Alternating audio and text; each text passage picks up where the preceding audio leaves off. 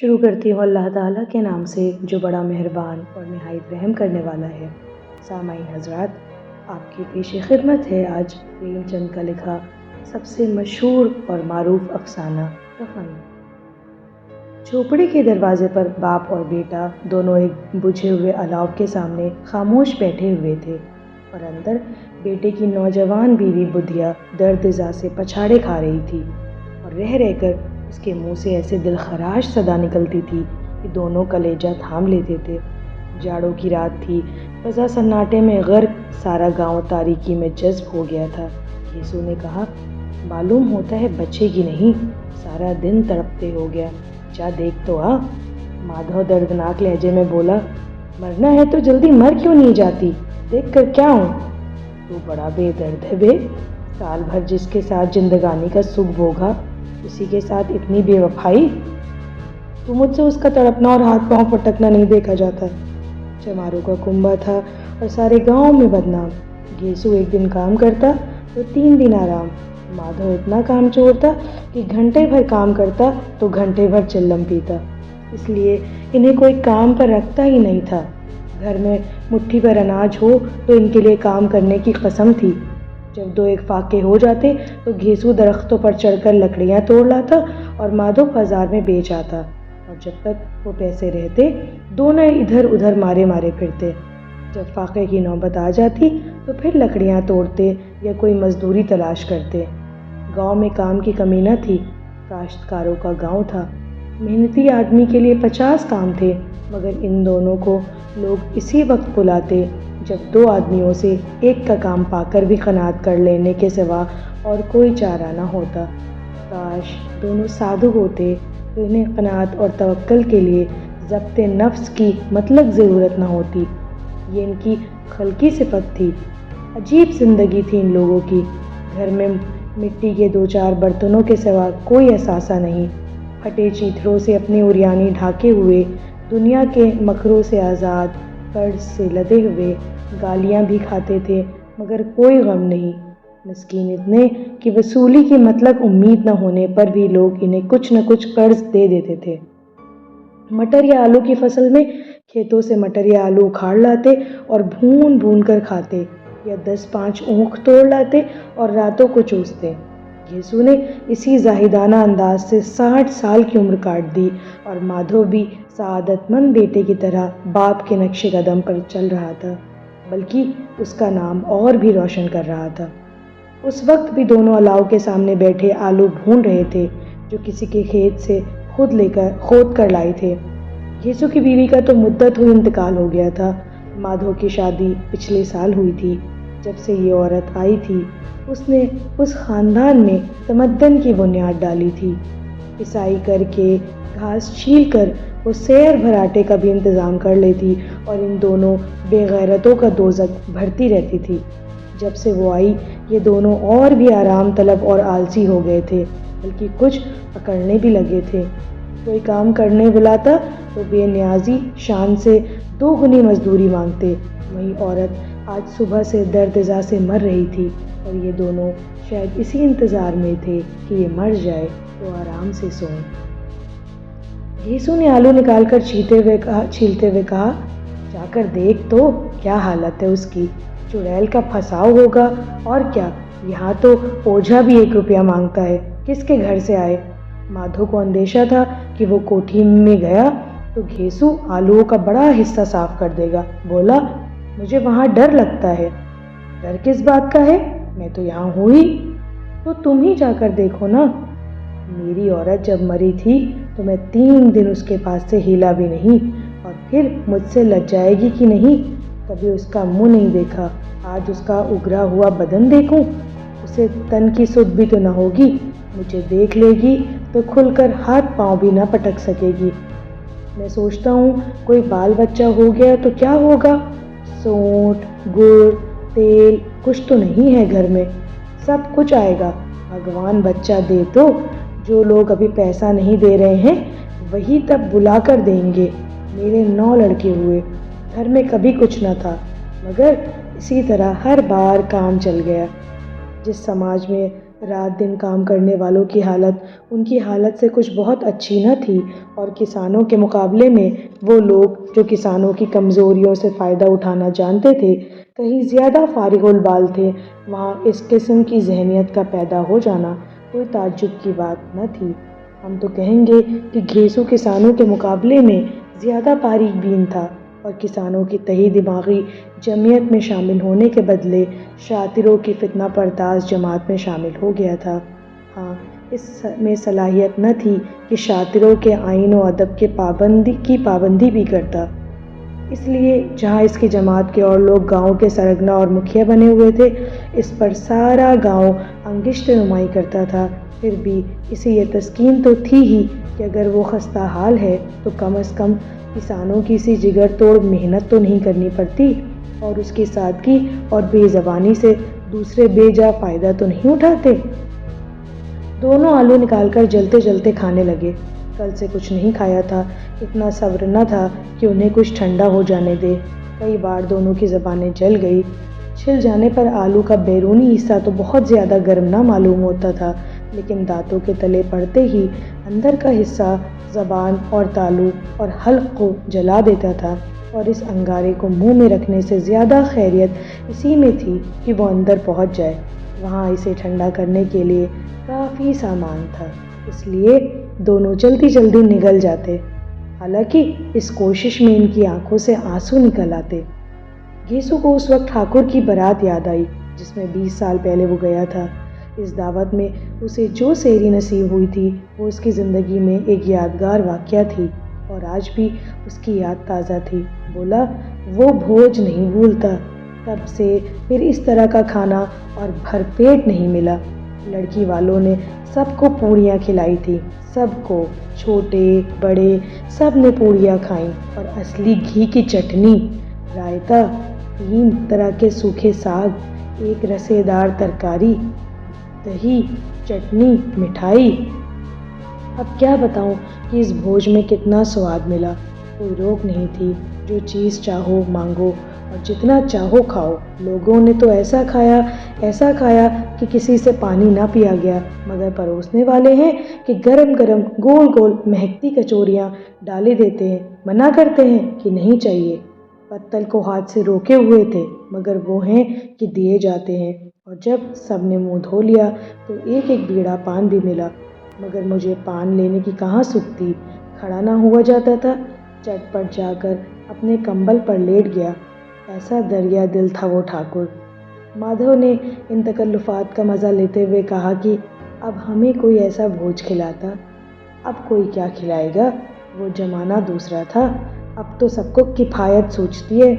شادی بیاہ میں مت خرچ کرو، کریا کرم میں مت خرچ کرو، پوچھو غریبوں کا مال بٹور کر کہاں رکھو گے، مگر بٹورنے میں تو کمی نہیں ہے، ہاں خرچ میں کفایت سوچتی ہے۔ تم نے ایک 20 پوڑیاں کھائی ہوں گی۔ 20 سے زیادہ کھائی تھی، میں 50 کھا جاتا۔ 50 سے کم میں نے بھی نہ کھائی ہوں گی۔ اچھا پٹھا تھا، تو اس کا آدھا بھی نہیں ہے۔ آلو کھا کر دونوں نے پانی پیا اور الاؤ کے سامنے اپنی دھوتیاں اوڑھ کر پاؤں پیٹ میں ڈالے سو رہے تھے، جیسے 2 بڑے اژدہے کنڈلیاں مارے پڑے ہوں اور بدھیا ابھی تک کرا رہی تھی۔ صبح کو مادھو نے کوٹری میں جا کر دیکھا تو اس کی بیوی ٹھنڈی ہو گئی تھی۔ اس کے منہ پر مکھیاں بھنک رہی تھیں، پتھرائی ہوئی آنکھیں اوپر ٹنگی ہوئی تھیں، سارا جسم خاک میں لت پت ہو رہا تھا۔ اس کے پیٹ میں بچہ مر گیا تھا۔ مادھو بھاگا ہوا گھیسو کے پاس گیا، پھر دونوں زور زور سے ہائے ہائے کرنے اور چھاتی پیٹنے لگے۔ پڑوس والوں نے یہ آوازاری سنی تو دوڑے ہوئے آئے اور رسم قدیم کے مطابق غم زدوں کے تشفی کرنے لگے، مگر زیادہ رونے دھونے کا موقع نہ تھا۔ کفن کی اور لکڑی کی فکر کرنی تھی۔ گھر میں تو پیسہ اسی طرح غائب تھا جیسے چیل کے گھونسلے سے ماس۔ باپ بیٹے روتے ہوئے گاؤں کے زمیندار کے پاس گئے۔ وہ ان دونوں کی صورت سے نفرت کرتے تھے، کئی بار انہیں اپنے ہاتھوں سے پیٹ چکے تھے۔ چوری کی علت میں، وعدے پر کام نہ آنے کی علت میں پوچھا، کیا ہے بے گھسوا، روتا کیوں ہے؟ اب تو تیری صورت ہی نظر نہیں آتی، اب معلوم ہوتا ہے کہ تم اس گاؤں میں رہنا نہیں چاہتے۔ گھیسو نے زمین پر سر رکھ کر آنکھوں میں آنسو بھرتے ہوئے کہا، سرکار بڑی وپت میں ہوں، مادھو کی گھر والی رات گزر گئی، دن بھر تڑپتی رہی۔ آدھی رات تک ہم دونوں اس کے سرہانے بیٹھے رہے، دوا دارو جو کچھ ہو سکا سب کیا، مگر وہ ہمیں دگا دے گئی۔ اب کوئی ایک روٹی دینے والا نہیں رہا، مالک تباہ ہو گئے، گھر اجڑ گیا۔ آپ کا غلام ہوں، اب آپ کے سوا اس کی مٹی کون پار لگائے گا؟ ہمارے ہاتھ میں تو جو کچھ تھا وہ سب دوا دارو میں اٹھ گیا۔ سرکار ہی کی دیا ہوگی تو اس کی مٹی اٹھے گی، آپ کے سوا اور کس کے دوار پر جاؤں؟ زمیندار صاحب رحم دل آدمی تھے، مگر گھیسو پر رحم کرنا کالے کمبل پر رنگ چڑھانا تھا۔ جی میں تو آیا کہہ دیں، اب آپ کے سوا اس کی مٹی کون پار لگائے گا؟ ہمارے ہاتھ میں تو جو کچھ تھا وہ سب دوا دارو میں اٹھ گیا۔ سرکار ہی کی دیا ہوگی تو اس کی مٹی اٹھے گی، آپ کے سوا اور کس کے دوار پر جاؤں؟ زمیندار صاحب رحم دل آدمی تھے، مگر گھیسو پر رحم کرنا کالے کمبل پر رنگ چڑھانا تھا۔ جی میں تو آیا کہہ دیں، چل دور ہو یہاں سے، لاش گھر میں رکھ کر سڑا۔ یوں تو بلانے سے بھی نہیں آتا، آج جب غرض پڑی تو آ کر خوشامد کر رہا ہے، حرام خور کہیں کا، بدمعاش۔ مگر یہ غصہ، یہ انتقام کا موقع نہیں تھا۔ طوعاً و کرہاً 2 روپے نکال کر پھینک دیے، مگر تشفی کا ایک کلمہ بھی منہ سے نہ نکالا۔ اس کی طرف طاقت تک نہیں، گویا سر کا بوجھ اتارا ہو۔ جب زمیندار صاحب نے 2 روپے دیے تو گاؤں کے بنیے مہاجنوں کو انکار کی جرأت کیوں کر ہوتی؟ گھیسو زمیندار کے نام سے ڈھنڈورا پیٹنا جانتا تھا۔ کسی نے 2 آنے دیے، کسی نے 4 آنے۔ 1 گھنٹے میں گھیسو کے پاس 5 روپے کی معقول رقم جمع ہو گئی۔ کسی نے غلہ دیا اور کسی نے لکڑی، اور دوپہر کو گھیسو اور مادھو بازار سے کفن لانے چلے۔ ادھر لوگ بانس وانس کاٹنے لگے۔ گاؤں کی رقیق القلب عورتیں لاش آ کر دیکھتی تھیں اور اس کے بے بسی پر 2 بوند آنسو گرا کر چلی جاتی تھیں۔ بازار میں پہنچ کر گھیسو بولا، لکڑی تو اسے جلانے بھر کو مل گئی ہے، کیوں مادھو؟ مادھو بولا، ہاں لکڑی تو بہت ہے، اب کفن چاہیے، تو کوئی ہلکا سا کفن لے لے۔ ہاں اور کیا، لاش اٹھتے اٹھتے رات ہو جائے گی، رات کو کفن کون دیکھتا ہے؟ کیسا برا رواج ہے کہ جسے جیتے جی تن ڈھانکنے کو چیتھڑا بھی نہ ملے، اسے مرنے پر نیا کفن چاہیے۔ کفن لاش کے ساتھ جل ہی تو جاتا ہے، اور کیا رکھا ہے؟ یہ 5 روپے پہلے ملتے تو کچھ دوا دارو کرتے۔ دونوں ایک دوسرے کے دل کا ماجرا مانوی طور پر سمجھ رہے تھے۔ بازار میں ادھر ادھر گھومتے رہے، یہاں تک کہ شام ہو گئی۔ دونوں اتفاق سے یا عمداً ایک شراب خانے کے سامنے آ پہنچے اور گویا کسی طے شدہ فیصلے کے مطابق اندر گئے اور ذرا دیر تک دونوں تذبذب کی حالت میں کھڑے رہے۔ پھر گھیسو نے ایک بوتل شراب کی لی، کچھ گزک، اور دونوں برآمدے میں بیٹھ کر پینے لگے۔ کئی کچیاں پہم پینے کے بعد دونوں سرور میں آ گئے۔ گھیسو بولا، کفن لگانے سے کیا ملتا، جل ہی تو جاتا، کچھ بہو کے ساتھ تو نہ جاتا۔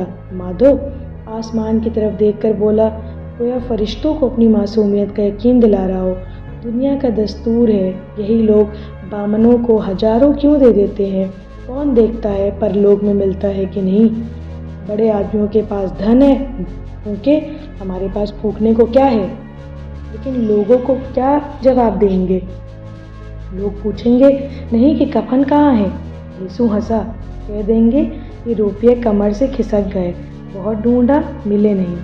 مادھو بھی ہنسا، اس غیر متوقع خوش نصیبی پر قدرت کو اس طرح شکست دینے پر بولا، بڑی اچھی تھی بیچاری، مری بھی تو خوب کھلا پلا کر۔ آدھی بوتل سے زیادہ ختم ہو گئی۔ گھیسو نے 2 سیر پوڑیاں منگوائی، گوشت اور سالن اور چٹ پٹی کلیجیاں اور تلی ہوئی مچھلیاں۔ شراب خانے کے سامنے ہی دکان تھی۔ مادھو لپک کر 2 پتلوں میں ساری چیزیں لے آیا۔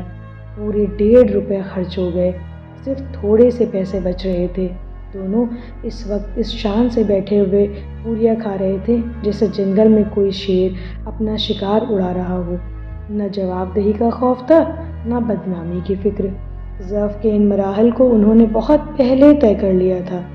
گھیسو فلسفیانہ انداز سے بولا، ہماری آتما پرسن ہو رہی ہے تو اسے پنیہ نہ ہوگا؟ مادھو نے فرق عقیدت جھکا کر تصدیق کی، ضرور سے ضرور ہوگا۔ بھگوان تم انترجامی ہو، علیم ہو، اسے بیکنٹھ لے جانا۔ ہم دونوں ہردے سے اسے دعا دے رہے ہیں، آج جو بھوجن ملا وہ عمر بھر نہ ملا تھا۔ ایک لمحے کے بعد مادھو کے دل میں ایک تشویش پیدا ہوئی۔ کیوں دادا، ہم لوگ بھی تو ایک نہ ایک دن وہاں جائیں گے ہی۔ کیسو نے اس طفلانہ سوال کا جواب نہ دیا۔ مادھو کی طرف پرملالت انداز سے دیکھا۔ جو وہاں ہم لوگوں سے وہ پوچھے گی کہ تم نے ہمیں کفن کیوں نہیں دیا تو کیا کہو گے؟ کیا کہیں گے؟ تمہارا سر؟ پوچھے گی تو ضرور۔ تو کیسے جانتا ہے کہ اسے کفن نہ ملے گا؟ تو مجھے ایسا گدھا سمجھتا ہے؟ میں 60 سال کیا دنیا میں گھاس کھودتا رہا ہوں؟ اس کو کفن ملے گا، اور اس سے بہت اچھا ملے گا جو ہم دیں گے۔ مادھو کو یقین نہ آیا۔ کون دے گا؟ روپے تو تم نے چٹ کر دیے۔ گھیسو تیز ہو گیا۔ میں کہتا ہوں اسے کفن ملے گا، تو مانتا کیوں نہیں؟ کون دے گا بتاتے کیوں نہیں؟ وہی لوگ دیں گے جنہوں نے اب کی دیا۔ ہاں، وہ روپے ہمارے ہاتھ نہ آئیں گے، اور اگر کسی طرح آ جائیں تو پھر ہم اسی طرح یہاں پئیں گے اور کفن تیسری بار ملے گا۔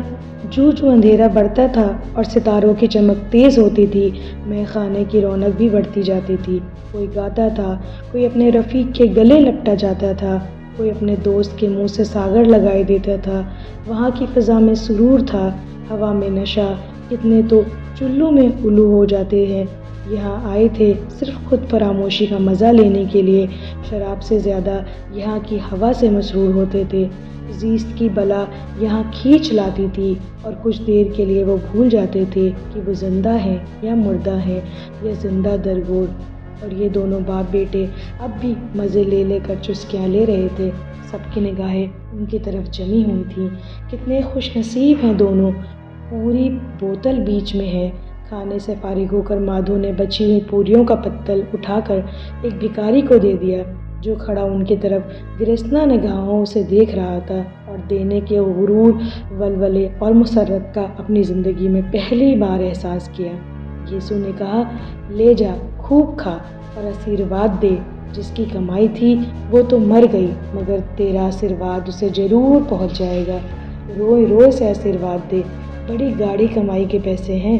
مادھو نے پھر آسمان کی طرف دیکھ کر کہا، بیکھن میں جائے گی دادا، بیکھن کی رانی بنے گی۔ یسوع کھڑا ہو گیا اور جیسے مسرت کی لہروں میں تیرتا ہوا بولا، ہاں بیٹا، بیکھن میں جائے گی۔ کسی کو ستایا نہیں، کسی کو دبایا نہیں، مرتے وقت ہماری زندگی کی سب سے بڑی لالسا پوری کر گئی۔ وہ نہ بیکھن میں جائے گی تو کیا یہ موٹے موٹے لوگ جائیں گے، جو غریبوں کو دونوں ہاتھ سے لوٹتے ہیں اور اپنے پاپ کو دھونے کے لیے گنگا میں جاتے ہیں اور مندر میں جل چڑھاتے ہیں؟ یہ خوش اعتقادی کا رنگ بدلا تلون نشے کی خاصیت ہے۔ یاس اور غم کا دورہ ہوا۔ مادھو بولا، مگر دادا، بیچاری نے زندگی میں بڑا دکھ بھوگا، مری بھی تو کتنا دکھ جھیل کر۔ وہ آنکھوں پر ہاتھ رکھ کر رونے لگا۔ یسوع نے سمجھایا، کیوں روتا ہے بیٹے؟ خوش ہو کہ وہ مایا جال سے مکت ہو گئی، جنجال سے چھوٹ گئی۔ بڑی بھاگوان تھی جو اتنی جلدی مایا موہ کے بندھن توڑ دیے۔ اور دونوں وہیں کھڑے ہو کر گانے لگے، ٹھگنی کیوں نینا جھمکاوے ٹھگنی۔ سارا مے خانہ محو تماشا تھا، اور یہ دونوں مہکش محویت کے عالم میں گائے جاتے تھے۔ پھر دونوں ناچنے لگے، اچھلے بھی، کودے بھی، مٹکے بھی، بھاؤ بھی بتائے، اور آخر نشے سے بدمست ہو کر وہیں گر پڑے۔